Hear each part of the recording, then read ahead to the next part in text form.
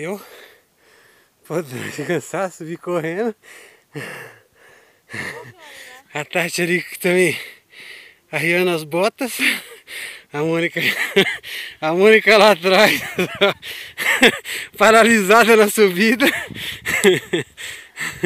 Ah, tá vendo? E lá tem uma galera. Lá em cima, né? E você tá morrendo. E eu com palma de língua pra fora. Você não consegue falar. E aqui é a visão que vocês têm.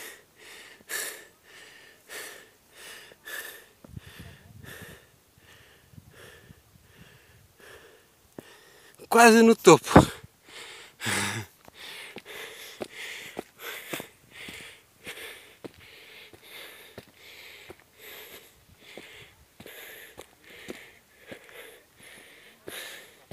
Por que você vai pro lado mais difícil?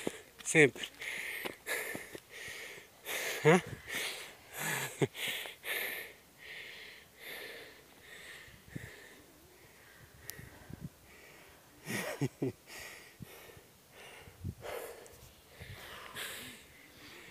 Que cheiro. Cheirou, cheirou.